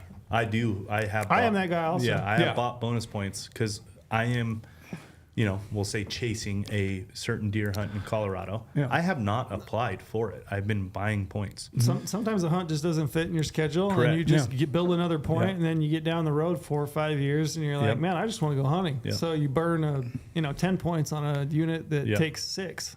Yeah, there's this certain hunt I want. I do have enough points now, but I had a kid last year. Didn't apply. Yeah, I'm on the fence if I'm going to this year. I might not apply.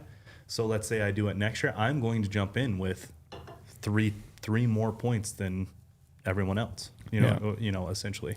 Because that's what it's hard to take that into account because you don't know when. Correct. You can't predict when you're going to jump in. I'm not in the data of applicants at point levels. And then the same thing could be said too. Like, so we're talking about Wyoming elk. What they do last year, they changed it into a new region thing. You have east, south, and west. For general.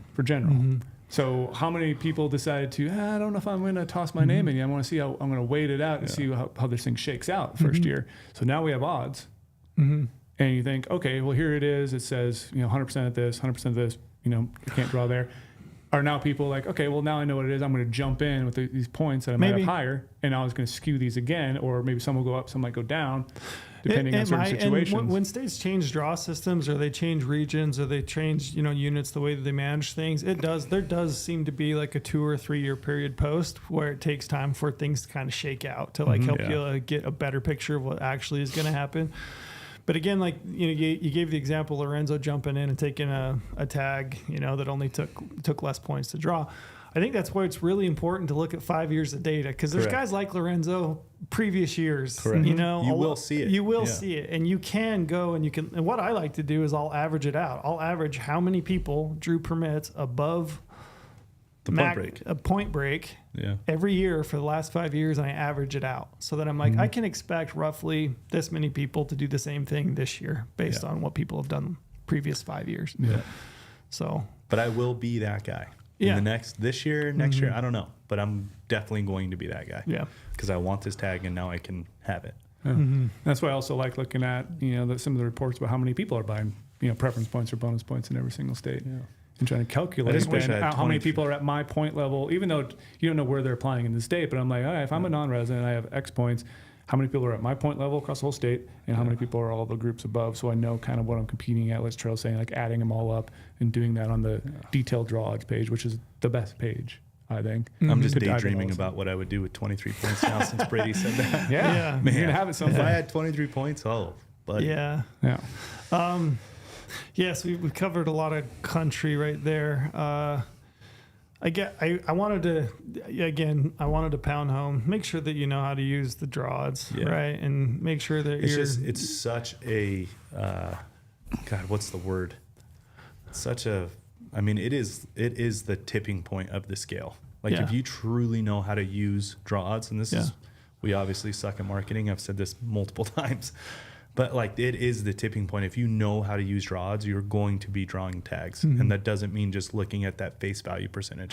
Yeah, we had an interesting meeting. We were talking a little bit about the entire platform as a whole. And we were talking about filtering. We haven't really mentioned filtering, which we can here in a sec, maybe. But internally, a lot of us were talking, and they were like, "What do people use?" Right? And a lot of people use filtering, right? They go straight to filtering. Yeah, and powerful tool. Yeah, and then there's guys like me. The first thing I go to is standalone draw odds. Like standalone draw odds is everything. And basically, what I do is I narrow down maybe 4 or 5 hunts that like, okay, these are the hunts that I can draw. And then for me, that's when I start into the unit profiles and I start into filtering because then I want to find out what each individual hunt is about, and then I can kind of fine tune it and pick the one that is the type of hunt that I'm looking for in terms of trophy potential, in terms of terrain, in terms of harvest, bull to cow ratio, buck to doe ratio. Like you can look between your choices based on the ones that you can draw, and you can pick the best one based on using these other tools like filtering. You're coming at it from the standpoint of, I want a tag. I want a tag. Which ones are my options? Yep. And then you go backwards, where Yep. the other side would be, what hunt would I want instead of, right? It's Right. like, there's and two you ways can to go do it about either that. way. Yeah. Yep. But that's kind of how I approach it, and that's why I think odds. And I would say that's why you have tags every year. Yeah. Because that's the way you go about it, is I'm going to have a tag. Where are my opportunities? And then go pick from those. Yeah. One thing I want to say before we leave odds, and I don't know if you had more you wanted to say about it. If you do, you can tack it on here at the end. But we put a lot, and I mean a lot, of time and effort into draw odds. Yeah. Like Brandon and his guys. We won't speak of monetary value, but it's Dave. a lot. And every year, inevitably people reach out and be like, hey, I looked at this report, you guys' odds are wrong. And we'll have to go back and say, well, based on the way that the draw is done, and this is how it works out. And I mean, we model a lot of these, like we're acquiring actual data. We're running Paying it. for data sets. We're paying for data sets. We're Not running just the ones it. you can think you get for free. Like Yeah. we're going even deeper than that. We're running much it deeper. Yeah, running it through systems with all the little nooks and crannies and rules and regs of how a draw works, even the order that they work. Yeah. And we're putting that into draw odds. My favorite is when people say, well, the state says this and you guys say that. Yeah. Well, the state's wrong. Yeah. Let's just run through this real quick. That's a state agency. How much work do you think they're putting into it? Yeah. Sometimes I don't even know why those state agencies Put it report on out. draw odds, Well, because I like think Montana does legally- all the time. It's like they do, number of tags over number of applicants, number of tags, and it's like those they actually show your Divided draw and odds. then draw odds. I think But it's like legally not- they have to, because you're paying because it costs money. Mm-hmm. And I think that's just their chicken shit way of Yeah, because they're not even taking into account covering resident, that. non-resident No, they breakdown. don't They're not take into taking account any of the anything. bonus points or preference points, wherever it may be in any Yeah. state. But it's just like when people say like, well, the state says this and you guys say this. It's like it's complicated to say, but like we go so much deeper, and not the just states are just covering their ass. They're not Yeah. necessarily putting out Yeah. draw odds. I will say if the subscription to GoHunt was $149 and all I got was draw odds, it would be worth it. I completely But agree. based on the amount of time and effort and information that I can glean just from draw odds. Yeah. That's if it didn't have filtering, if it didn't have maps, if it didn't have application strategy articles and all that other stuff that goes along. I mean, it's this entire package. Even if it was just draw odds, it would be worth my $150, Completely hands agree. down. If you want to go hunting, which Yeah. who doesn't? What else did you have about draw odds? Anything else that you want to touch on? No, I was just going to touch on Lorenzo said earlier that like we're sometimes horrible at marketing. I mean, we get the emails all the time. People are finally, or like maybe make a comment or an email, and we're like, well, here, check out this link here. Here's our standalone draw odds. They're like, I didn't even know this existed, because they see filtering. And yeah, you can get draw odds on filtering, and you can jump in a unit profile, and you can see a slight little table down below that shows you draw odds. But I think a lot of people do miss out on this, what we constantly call like the standalone draw odds page, and then the details draw odds page once you're in a unit looking at it. Like, yeah, you can do a lot of the same things on there. Even draw odds has some, Buckdale ratios at the bottom and harvest success. You can jump over unit profile, but like standalone draw odds page is definitely where you want to check out this stuff. Yeah. And yeah, you can get in filtering, but draw odds is the meat and potatoes. Speaking of things that are kind of fly under the radar that I think people should definitely check out is if you go to a standalone draw odds page, right here on the right side of the screen under draw odds, there's a little link there that says view FAQs, so frequently asked questions. We break it down by state, so that's going to answer a lot of these types of questions that you've got. So why does no app? What does no apps mean? In each individual state, like you can scroll down through and you can find some of these answers. If you see something that looks a little funky in draw odds, there's an answer for it, why. Yep. And typically you can find that answer within this frequently asked questions section. Yeah, there's a lot of really good FAQs there. Yep. If I scroll down to New Mexico, how does a party or group app affect my draw odds? Is there a point system? How many choices do I include? And what does that mean? I mean, it'll answer basically all your questions that you've got for draw odds within a standalone FAQ page. So before we move off, okay, because I typically just like to keep going on the subject. You know that I always have random thoughts. Okay, what do you got? Or rants. Can we touch on Point Tracker real quick? Because Point Tracker in combination with draw odds, they're married together very, very well. So what is it? And so everyone's been there before, where you're applying for states for multiple years. You have a certain amount of bonus points, certain amount of preference points. You go to the state website, you check how many points you got, you write them down on a notepad, or you have a folder or whatever, or you have some Google sheet, Excel sheet, whatever. But it's hard to keep that all in track all the time and update all your points. So Point Tracker basically is a simple way to go through all the states, add all the bonus points or preference points you have for every single species. And then it's not just like, it was one and done type thing. Well, you're going to see exactly when you updated those points. So I'll know like, hey, I haven't updated this point since 2023. I bought points in 2010. Yeah, 2010. And I've been buying points for a while. I need to go back in and update my Point Tracker so you can see when you've updated it. But then once you go through and update it, and the nice thing is too, you can add it for your family members. But as we mentioned before, maybe just tell those family members to refer a friend, and you can each get 75 points. So refer 4 friends and get $1,000. Yeah, and then you get $1,000. So kick off your kids and make them get their own account.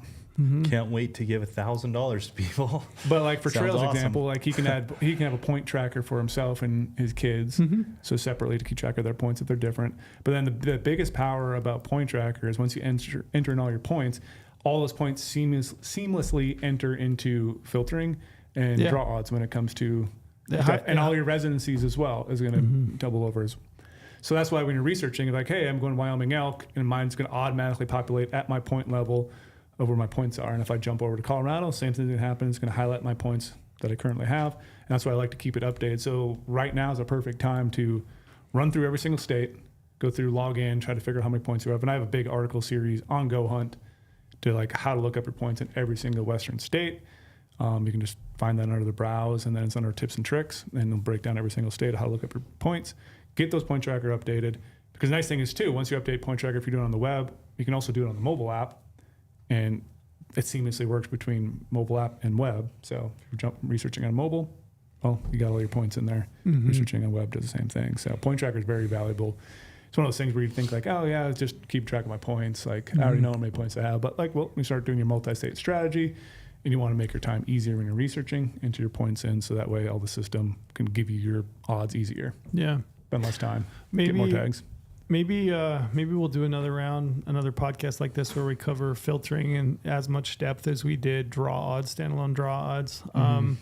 And I think it'd be good to cover filtering because there's a bunch of information within unit profiles on your insider account, and then also within filtering that you can use to like really help you find a hunt. Yeah, then you got Hunt Planner on top of it, which works really well with filtering. Yeah. But before I I ditch. Maybe we'll cover a couple more states on the next one. But talk to me about application strategy articles. So like just give people a rundown on what they are. Okay.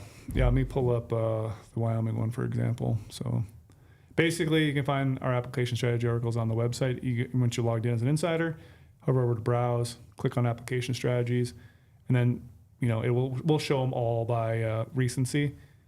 But you can also sort them by state. So I can go Wyoming, I can go species, I can select elk, and boom, it's going to show me the application strategy for this year. Jump into it. Basically, it's your A to Z, everything you need to know about. Who writes them? All of our internal staff. So you can see at the top, Wyoming elk, written by Mr. Nathaniel Bear. Yep. And Trail writes a bunch of them. Who lives in Wyoming? Lives in Wyoming. Yeah. So what better to have than someone who lives in Wyoming, write a Wyoming app strategy. Yeah. So all of our internal staff, Trail writes a bunch. Dave Barnett writes some. Nate obviously does. I do as well. It's all a combination of us. And then it's also not just like a lot of times one person writing it. Like I might ask Trail some questions about something like, hey, what have you heard about this? What do you think about that? It's like having a hunt consultant in an article, basically. Yeah. Like we go down through there. People that write these, and I can say this because I write some of them, but like this is something that I've been working at for 20 years. Like knowing the ins and outs of the various units and herds and what they do, and reading biology reports and talking to people that hunted the unit and just looking at maps. Mm-hmm. Understanding why a unit is easy to draw or hard to draw, based on how they manage that unit. So like people that write these, I would really hammer home the point that like these are people that really understand the state and the species and the draw systems and how they work. And then one of my favorite things about those application strategy articles is like you're going to get population information. So if it's available, we put that in there and we track that year over year so that you can kind of see if populations are ebbing or flowing. And that's the big thing I like to do about those is I could easily make it 5 years of trended data or 6 years. But if I have 15 years of data, I put all 15 of those years on there for you guys. Like I love seeing multiple years to track those herd populations and all sorts of random trends that are going on. Yeah, we track weather. So precip in those, like year over year. I think some of those have got 5 or 6 years worth of also known as Mother Nature. Yeah, Mother Nature. Mother Nature. Yeah, so we track snow load or snow. Yeah, the snow water equivalent maps. Yeah, drought indexes. We track those within there. We track buck to doe ratios, or bull to cow ratios. We track permit allocations. And then down at the bottom, what I do is I'll kind of break down the state by, hey, here are 8 or 10 hunts that I think are the best at this point range for various point ranges. So even if you really didn't know anything, you could pull up an application strategy article. You could cruise down to the bottom and be like, I have 5 points. Oh, here's 10 hunts that Trail suggests that I take a look at. Yep. And it's not to say that those are like the end all, the only hunts that are available at your point range. There's probably others, but those are recommended for a reason. And at least you want to go in and research them. Yep. Yeah. Mm-hmm. There's a lot of work and a lot of information in application strategy so articles. many different tables. Like, here's a bunch of hunts with the best random odds. Like Trail said, maybe 5 points. Here's some examples of 10. If you have 10 points and up, 15 points and up, what's point creep doing? What's the impacts of winter kill that we're seeing right now? Like that's why those like snow water equivalent and drought maps are very, very powerful, because you might want to burn 20 some Arizona elk points on a year that might have a severe drought. Like that's why looking at those drought maps are actually impactful for you, because maybe you could draw a permit, but maybe it might be better just to wait, the next year. All those things get taken into account when you look at application strategy article. And like, how many hours do you think it takes to write an app strategy? I think for me, it's like at least a full week, like 40, 50 hours plus. It's a lot. And that's just writing an article. That's not like all the research time that goes into that. So that's putting your thoughts down. And then from there, it's like sometimes you guys give app strategies and I'll go dive in and try to see, okay, here's the the numbers you gave. Let's try to expand on it and build a different table. Like it gives me a chance to expand on some of that stuff and add even more. Look at it through different lens. Different people like adding their thoughts to it. So like these things are a beast to work on. And that's why I feel like it's one of the most valuable things you can look at as an insider every single year. Yeah, I agree. Yeah, everything that you would need to know to help you apply. And even if you're like, oh, I've been a member for 4 years, you know, like I've read the app strategy from Wyoming before. Well, every year something can change on there, or new little insights or something like that. So like that's why I think it's still valuable, even if you think you know the draw system in and out, or even if it's your home state. Like I think it's still very valuable to read the app strategies. Yeah. I used to think it was possible for residents to know their home. Oh, they don't need anything. They know their home state. The longer we've done this, there's no chance you know the ins and outs of everything. There's no chance. Not absolutely everything. No, Yeah, without the help of this or some research every year, there's no way you know. It's impossible. Yeah. And then the beauty too is on an article, just like unit profiles, you can comment down below.